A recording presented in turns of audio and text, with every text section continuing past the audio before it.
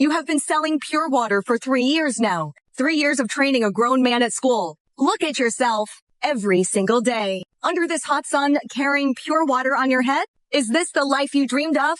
She sold pure water for 3 years to pay his university fees. She starved herself so that he could eat well. On the morning of their wedding, she arrived at the church only to find him exchanging vows with her best friend. Let me tell you the story. Let me tell you how it all began. Serafina first met Amari at the market on a Wednesday morning. He had accidentally knocked over her tray of tomatoes. While other traders might have cursed him from his village to the next, she simply smiled. That was Serafina's way. She had a smile that could brighten the darkest day. And her heart was too generous for her own good. Sister, I'm so sorry. Amari bent down. He helped her gather the scattered tomatoes.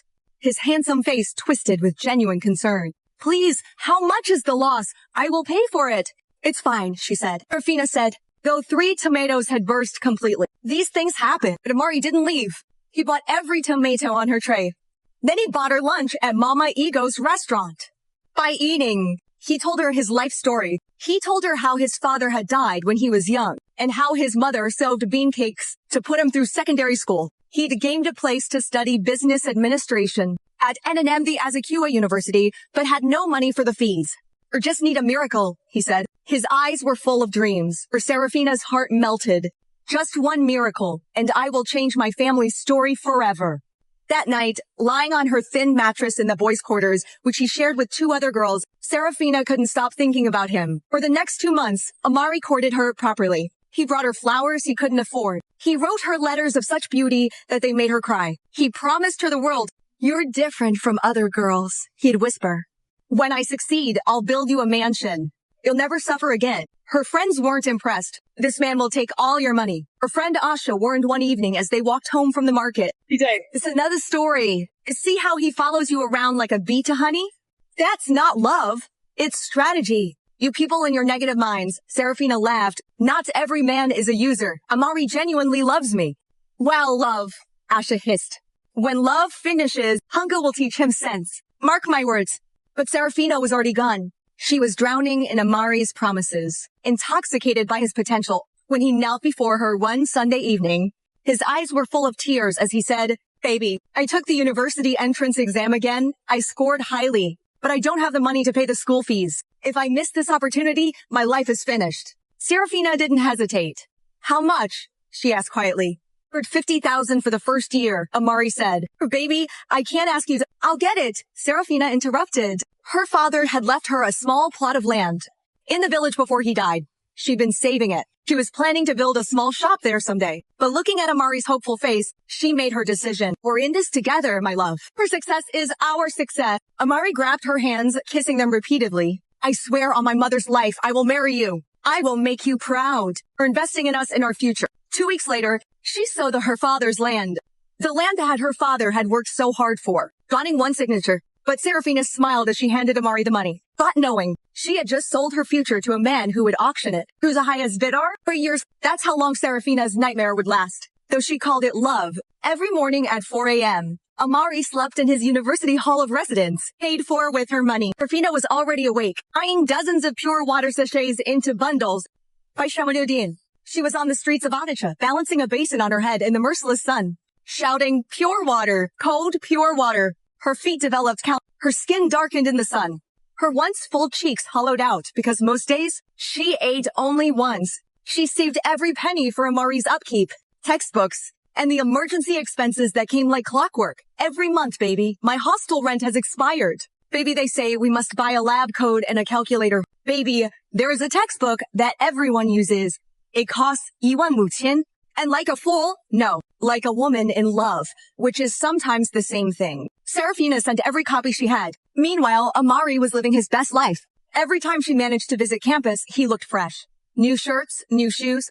His friends called him chairman. He'd gained weight while she lost it. It was as if he was literally eating her substance. The market women noticed everything. Mama Gold, the loudest gossip in the market. One afternoon, she called out, Come here. Let me ask you something. That boyfriend of yours, are you killing yourself for him? How does he manage to shine like new currency while you look like someone with malaria and crush your spirit? At the same time, the other women cackled with laughter. Mama Goad, leave me alone. Serafina tried to laugh it off, but her voice sounded tired. My sister, I'm serious, Mama Gold continued. Her voice dropped to a conspiratorial whisper that everyone could still hear. That man has already used you to climb up the ladder. Mark my words, the day he reaches the top, he will shake the ladder off. He will shake the ladder off. You'll see. People should leave. Relationships matter to those in them. Serafina muttered. She walked away quickly before they could see her tears. But the truth was ingrained in her, even if her heart refused to acknowledge it. His calls became shorter. His visits became rare. His excuses became more creative, baby. I'm studying for exams. Baby. Gerbil summoned. Baby, the lecturer called an emergency meeting. Still, Serafina pushed forward. She took on a second job. She was helping Mama Ego in her restaurant from 7 p.m. to midnight. She washed dishes until her hands were wrinkled like old paper. On particularly hard days, she talked to herself to motivate herself. While walking home, you can do this. It's for our future. When Amari graduates, everything will change. We'll get married and build a house. We'll show all these people who are laughing at us now. Her friend Aisha caught her doing this one night and almost cried. Serafina, have you become a motivational speaker for your own situation, babe? This thing has gone beyond ordinary love. You need deliverance. But deliverance didn't come. Only more suffering. In Amari's final year, she collapsed at the market. She just fell flat into a basin of pure water, scattering water everywhere. And this weekend, many of those people will be chosen. It was as if her life was scattering. They rushed her to General Hospital, where the doctors, after checking her blood pressure and weight, looked at her with pity. Young woman, when did you last eat proper food? Serafina couldn't remember. You're severely malnourished and anemic. Her body is eating itself? If you carry on like this, you'll die, and all because of a man. How did the doctors always know when Amari finally visited her at the hospital 3 days later? 3 whole days. He brought flowers and apologized. Baby, I'm sorry I couldn't come earlier. Final year project, defense. You know how it is. He kissed her forehead. Despite everything, her foolish heart still fluttered. But see, I have good news. I've graduated with first-class honors. Baby, you see, your sacrifice has paid off. Serafina smiled weakly from her hospital bed. Her lips were cracked from dehydration. I'm so proud of you. And now, Amari said, squeezing her bony hand. Now that I finished school, I've started applying for good jobs. We can finally plan our wedding. You've suffered enough, my wife. It's time to enjoy. Those words gave Serafina strength. She didn't realize she had left, to charge herself the next day. Against the doctor's advice, she went back to hustling with renewed vigor. The wedding was approaching. Her suffering had a deadline. For there are still people will be children. The market women watched her with a mixture of pity and admiration. This girl has a strong heart. One whispered. Strong or stupid? Another replied. Sometimes the line is blurred. Serafina had dedicated 3 years of her life, her health, and her father's legacy. But she would soon learn that the only thing worse than sacrificing everything is discovering it was all for nothing. 6 months after graduation, Amari finally got a job at a bank in Negru. Not just any position. She was a relationship manager with a salary. That made Serafina's eyes water with joy when he told her, finally, her suffering was over. Baby, with my first salary, I'm buying your wedding ring, Amari promised her over the phone. His voice sounded different now, more polished, like he'd swallowed a dictionary. We'll do this wedding properly. I'll show you that your investment wasn't wasted. Serafina floated through the market that day. Even Mama Go's usual sarcastic comments couldn't pierce her joy. She was smiling like someone who had won the Visa lottery, Mama Gold observed. Has Amari finally proposed? Not yet, she replied. But soon, Serafina beamed.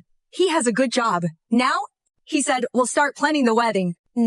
Mama Gold's face said everything her mouth didn't. The traditional wedding preparations began, though Serafina was entirely on her side. She saved every kobo. She was planning to sew her own dress to save money. Her mother, Mama Serafina, a widow who sold vegetables, contributed what she could. My daughter, for this wedding, would the man contribute his own share? One evening, Mama Serafina asked. Her face was wrinkled with concern. Mama? Amari has just started work. He's settling down. I can handle the small expenses for now. Small expenses that have reached 300,000. Her mother shook her head. Serafina, marriage is not a competition. If a man can't contribute to the wedding, how will he contribute to the marriage? But Serafina wasn't listening. She was too busy planning and dreaming. She was compensating for 3 years of suffering, or with fantasies of happiness. Then strange things started happening. Amari's calls became rushed. Bibi, I'm in a meeting. I'll call you back. He never called back. His visits stopped completely. Babe, work is stressing me out. This banking job is no joke. But the strangest thing was, Celestine, her best friend, Celestine, the same Celestine who held her when she cried about Amari, who had encouraged her to keep believing. Suddenly, she became a ghost. Celestine isn't answering your calls, Asha asked suspiciously. One day, she's been busy. Serafina defended. She's got a new job in Nugu, the same city where Amari works. Small world. Right, very small, Asha said slowly, her eyes narrowing. Too small, if you ask me. Then Serafina sold them. At the market, she'd gone to buy wedding souvenirs. When she spotted Amari's car, the Camry he'd just bought, parked outside Mr. Biggs. And there, through the window, she could see Amari and Celestine laughing over Chapman. Their heads were close together, as if they were conspirators. Blabbers. Serafina's heart stopped. She told herself it was innocent. Celestine was her friend. Amari was her fiancé. They had probably just run into each other, and were in the same city. They decided to catch up. That's what civilized people do. Right. You're sure that's what it is? Asked Asha. When Serafina called her, her voice shook with doubt, or she was trying to suppress it. What else could it be? Asha, please. Not you two. I trust both of them. My sister, I don't trust anyone I didn't give birth to. But okay, you know best. The village women, however, had no such restraint. Somehow, gossip travels faster than light in Nigerian villages. I hear that Serafina's boyfriend is seeing her friend. One woman whispered loudly at the market. What? The same friend. My goodness. This life is so unbalanced. That's why I don't introduce my friends to my boyfriend. A friend who will betray you? He'll wear a smile while doing it. Serafina heard everything, but chose to turn a deaf ear. She was too invested to face reality. Then, with only 1 month until their traditional wedding date, the invitation card arrived at her mother's house. Rufina tore open the envelope excitedly. She was ready to see her and Amari's names, printed in elegant gold letters. She read it once, twice, 3 times, but the card fell from her shaking hands. Mr. Amario Conquo and Miss Celeste Nuancho cordially invite you to witness their holy matrimony. Her knees hit the ground. Her mother's scream came from somewhere far away. The wall tilted sideways, and for the second time in 3 years, Serafina's body had had enough. But this time, it wasn't hunger that made her faint. She fainted from heartbreak. The wedding invitation that should have had her name had gone to her best friends instead. But the cruelest joke wasn't the betrayal. It was that it was scheduled for the same exact date they had planned. The day of the wedding arrived like a funeral. Serafina was forced to attend even though she was still alive. My daughter, don't go to that place. Mama Serafina pleaded, holding her daughter's trembling hands. Why do you want to hurt yourself more? But Serafina had to see it for herself. She had to see it with her own eyes, that the man she had starved herself for, suffered for, sacrificed everything for, was really marrying her best friend. Maybe it was a mistake. Maybe it was a nightmare from which she would wake up. Or she wore her finest Ankara, the one she'd planned to wear for her own introduction ceremony. She arrived at St. Augustine's Catholic Church just as the ceremony was about to begin. The church was packed. Amari had money now, so he'd invited half of Anigu. Rufina stood at the back, hidden behind a pillar. She watched the impossible become real. There he was, at the altar, looking magnificent in a navy blue suit. She'd never seen anything like it. And there was Celestine, walking down the aisle in a wedding gown that had cost more than she had earned in 3 years. She was smiling as though she'd won the lottery, which, in a way, she had. Dearly beloved, the priest began, and Serafina felt her legs weaken. She should have stayed hidden. She should have watched silently and left. But grief and betrayal don't follow logic. Before she knew it, she was walking down the aisle. Her voice cracked as she screamed Amari. The entire church turned. A collective gasp rippled through the congregation. Ripples of shock spread through the congregation. Someone's phone clattered to the floor. Her child started crying. The organist's hands froze mid-chord. Amari's face turned from brown to ash gray in seconds. What are you doing here? What am I doing here? Serafina's voice rose, breaking. 3 years of pain erupted like a volcano. What am I doing here? Amari, I sold my father's land for you. I sold the pure water for 3 years for you. I nearly died, literally died, so you could go to school? And this is how you repay me? The church was so quiet that you could hear hearts breaking. Celestine, however, was not moved. She stepped forward. Her wedding gown rustled audaciously. Serafina, please don't come and spoil my day, Celestine said. Her voice dripped with false sweetness and real venom. What happened between you and Amari is your business. He has moved on. You should do the same. Your day? Serafina laughed. A hollow, terrible sound. Celestine, I introduced you to him. You were my friend. You held me when I cried about suffering from him. And all that time you were planning to take him. Celestine smiled, touching her elaborate bridal makeup. My dear, nobody can take what wants to stay. Amari chose me. Deal with it. The wedding guests were living for this drama. Phones were out, recording. This was better than Nollywood. Someone in the back whispered, my goodness, this is better than ... The wedding party, Amari finally found his voice. He stepped forward. His face now showed a mixture of guilt and irritation, mostly irritation. Serafina, look, I'm grateful for what you did for me, okay? I really am. But he paused. What came next? What haunts Serafina's nightmares? You have to understand, I'm in a different class now. I'm a bank manager. I socialize with important people. You, on the other hand, still smell of pure water and the market.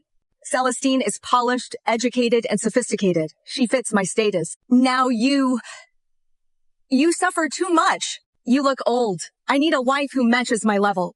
The church gasped again. Even some of Amari's relatives looked horrified. That's too harsh, someone shouted, but Amari wasn't finished. And honestly, that money you gave me, consider it an investment that didn't work out. That's life. Nobody promised you anything in writing. Something in Serafina snapped, or maybe it was something about being born. She looked at this man, this small, ungrateful, wicked man, and suddenly the tears stopped. Her voice became calm, cold. You're right, Amari.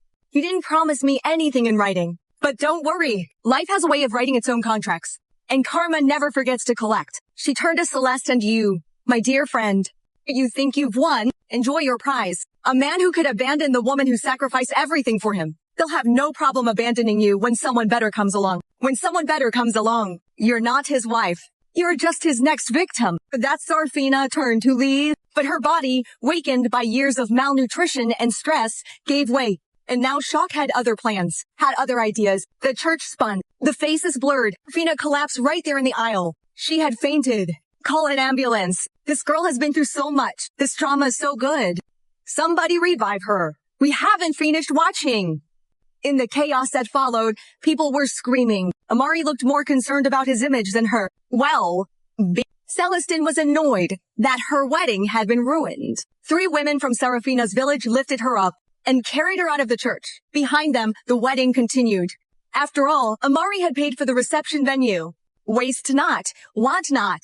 But as the women loaded the unconscious Serafina into a taxi, Mama Gold from the market, who had been watching from the back pew, shook her head. She said loudly enough for everyone to hear. Mark this day. Mark it well. Because the way this man has disgraced this girl today is how life will disgrace him tomorrow. You cannot sow wickedness and reap goodness. It doesn't work like that. Several people nodded in agreement. There are still people will be chosen, but every same name. And this weekend, many of those people will be chosen. Even some of Amari's friends looked uncomfortable. But the groom and his new bride, they were too busy smiling for photographs to notice the dark cloud gathering over their heads. They say what goes around comes around. But sometimes karma doesn't just come around. It comes back with receipts. And a detailed invoice. Serafina woke up in her mother's house.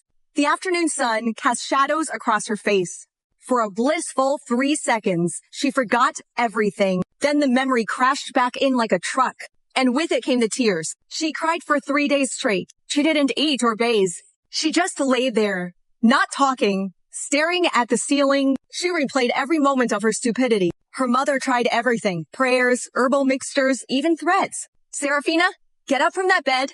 Do you want to die?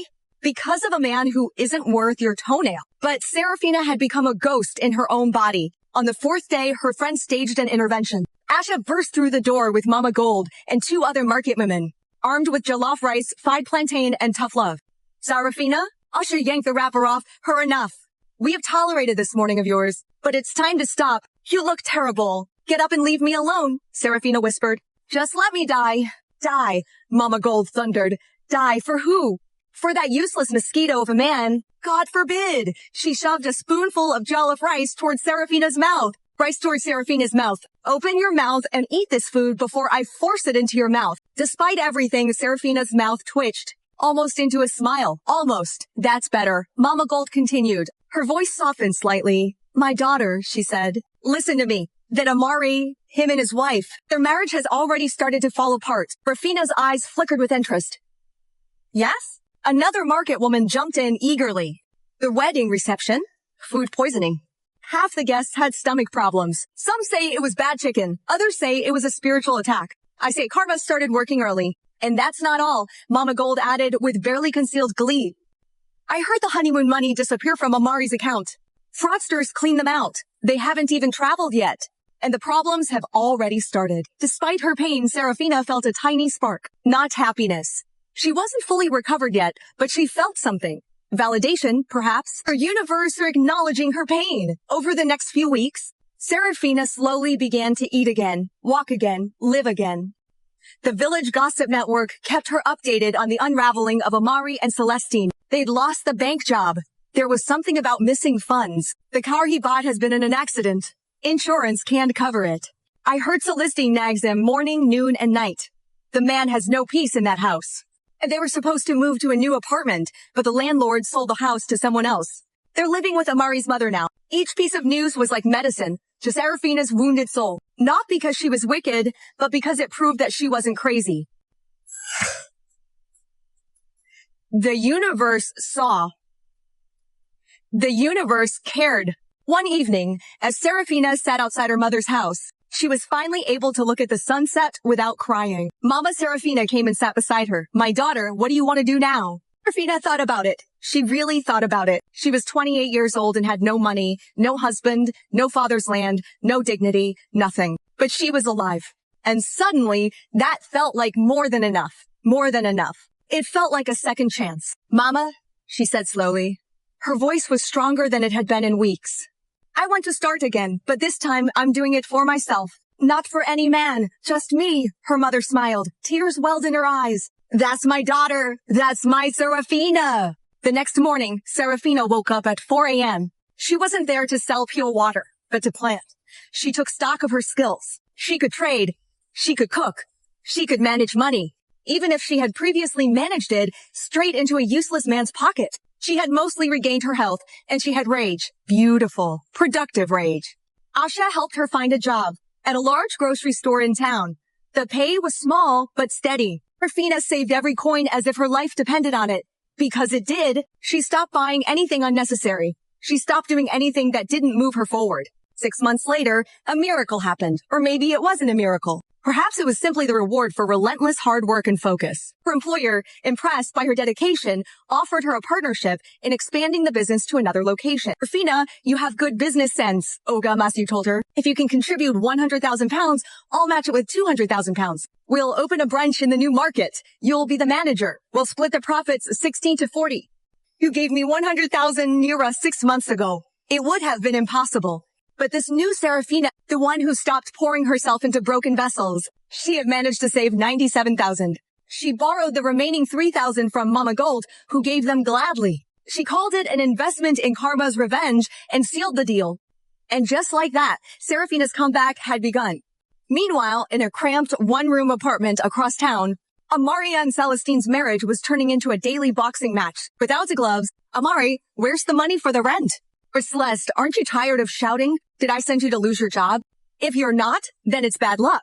What are you? The neighbors could hear everything. And they talked, oh how they talk, while Serafina was rising from the ashes, like a phoenix. Meanwhile, Amari was discovering that the ladder he'd kicked away was the same one he would need to climb back down. 2 years. That's all it took for the tables to turn completely. Serafina's provision store business had exploded. The new market branch did so well that Ogre Matthew suggested opening a third location. This time, Serafina was ready, having secured her own capital. They became equal partners. Then she bought him out completely. When he wanted to retire at 70 years old, Serafina now owned 3 thriving grocery stores. She had also moved her mother into a nice 2-bedroom apartment. She had also transformed from the walking skeleton she once was, who fainted at a wedding, into a glowing, confident businesswoman who made people do double takes. Serafina, my goodness, you've become like Beyonce, customers would exclaim. Look at your fresh skin. Look at your body. Are you sure? You are the same person we knew before. The transformation wasn't just physical. Serafina carried herself differently now. She'd learned the hard lesson that self-sacrifice without self-preservation is just self-destruction. Wearing a martyr's crown, she was kind, but not stupid. Generous, but not stupid. Open to love, but not desperate for it. The same market women who pitied her Now they praised her. From nothing to Miss Nigeria, Mama Gold announced proudly. Whenever Serafina visited the market, see what happens when a woman focuses on herself, instead of relying on a useless man. But the sweetest transformation was internal. Serafina no longer checked Amari's social media. She'd blocked him everywhere. She no longer asked mutual acquaintances about him. She'd done what many people claim to do, but few actually achieve. She had genuinely moved on. Meanwhile, Amari's life had become a Hollywood tragedy. After losing his job at the bank due to a scandal involving missing funds, he swore it wasn't his fault, but corporate politics, he'd bounced from one failed business venture to another. The car had been sold to pay off debts. They had moved 4 times in 2 years. Each apartment was smaller and cheaper than the last. But the real punishment wasn't financial, it was marital. Celeste had revealed her true self the moment the money dried up.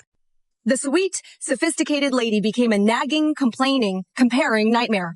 Amari, my friends' husbands are buying them cars. You can't even buy me a second-hand bicycle. Look at how broke you've become. Is this the kind of poverty I married? I should have just married that oil company man who's interested in me. But no, I followed you because I thought you had a future. You remember that Serafina girl you disgraced? At least she didn't nag. She was willing to sacrifice. Look at how I am suffering with you now. That last one always cuts deepest, because it was true. And in the quiet moments, which were rare between Celestine's shouting matches, Amari would remember Serafina, her smile and her sacrifices, her loyalty, everything he'd thrown away for what he thought was an upgrade, only to discover that he had actually downgraded catastrophically. His friends had noticed too. Guy, have you seen what has Serafina become? His friend Judge asked one day at a beer parlor. They could barely afford 1 bottle of beer between them. My sister buys goods from her shop, she said. She said the girl had really made it. 3 shops, her own house, her own car. She's looking like money. Amari's beer. Suddenly, Amari's beer tasted like regret. And your wife, the judge continued, oblivious to the knife he was twisting. I hear the trouble in your household is serious. Is that true, Guy? Marriage isn't easy, Amari mumbled. But some marriages are harder than others. You remember what you told Serafina that day in church? That she didn't fit your status. Judge laughed, not unkindly. It looks like your status has changed and it's not in your favor that night. Amari couldn't sleep. Beside him, Celestine stirred. Even her snoring sounded accusatory. For the first time in 2 years, he searched for Serafina on social media. What he saw made his chest photos of her at business conferences. Her receiving an award for Young Trainer of the Year and her cutting the ribbon at the opening of her newest store. In every photo she glowed, not with makeup or filters, but with genuine happiness. The happiness of someone who had survived hell and built a paradise with their own 2 hands. Serafina, please, can we talk? I made a mistake. A terrible mistake, please? He stared at the message for 10 minutes. By pressing send 3 days later, she still hadn't replied. Desperation makes men foolish. Amari decided to go and see her. He borrowed money from his mother for transport, a humiliation that would have killed his old ego, and went to Serafina's main store. There she was. She was laughing at something they had said. She looked so complete, like she didn't have a single hole in her life. That needed building, Serafina, he said quietly. She turned for a moment. Just a moment, her smile faltered. Then it came back, but it was different. Polite, the kind of smile you give a stranger whose name you've forgotten. Amari, how can I help you? Do you want to buy something? Her tone was professional, courteous, but cold. I wanted to talk. Please, just 5 minutes. Serafina looked at him, really looked at him, at his worn shirt and his cheap shoes. She saw the desperation in his eyes. She saw everything, and for a moment, Amari hoped. She hoped she'd remember their love. She hoped she'd forgive him. He hoped she would save him as she had done before. I am very busy today, she finally said, but you can make an appointment with my secretary for next week. Secretary appointment. The words hit him like slacks. Serafina, please. I was stupid. I was wrong. Celestinus, the marriages, I made a terrible mistake. You were the one. You were always the one. Several customers had stopped shopping to watch. This was too good. Serafina's expression didn't change. Amari, I'm glad you've learned from your mistakes. Growth is important, but I really am busy. If there's nothing else, ... Please. A word came out louder than he intended. He sounded desperate. Just give me another chance. I'll do better. I'll appreciate you this time, I swear. Just please. And that's when it happened. The moment Serafina had unconsciously been preparing for, since the day she fainted at his wedding. They say begging is not a crime, but sometimes begging for what you deliberately destroyed is just theater. And Serafina was no longer interested in playing supporting roles in anyone's drama. But Amari wasn't done with his performance. Serafina, you know I love you. His voice cracked with what might have been genuine emotion. Excellent acting. I was just confused, young and stupid. But I've suffered. You need to see what I've been through. Celestine doesn't have even a quarter of your heart. She nags morning, noon, and night. There was no peace in that house. Business has failed. Nothing is working. It's as if I've been under a curse. Since the day I left you, not a curse. Marmogot's voice boomed from the entrance, where she had been watching, or the crowd that had gathered. It's karma. You think you can use a person to climb the ladder, then kick the ladder away? Life will just smile at you. No, life doesn't work like that. The crowd murmured in agreement. Amari turned back to Seraphina. Tears were now flowing freely. Please, just one more chance. I beg you, in the name of God, I have learned my lesson. Seraphina took a deep breath when she spoke. Her voice was calm, clear, and carrying the weight of someone who had walked through fire and emerged forged in steel. Amari, let me tell you something. When you left me at the altar, when you told me that I smelled of pure water and the market, when you said I didn't fit your status, you did me the greatest favor of my life. Amari's eyes widened with hope. So, do you forgive me? No. The word landed like a judge's gavel. I'm not forgiving you. I'm thanking you. Confusion flickered across his face. Seraphina continued, her voice growing stronger. Thank you for showing me. That sacrifice without reciprocation is not love. It's foolishness. Thank you for teaching me that.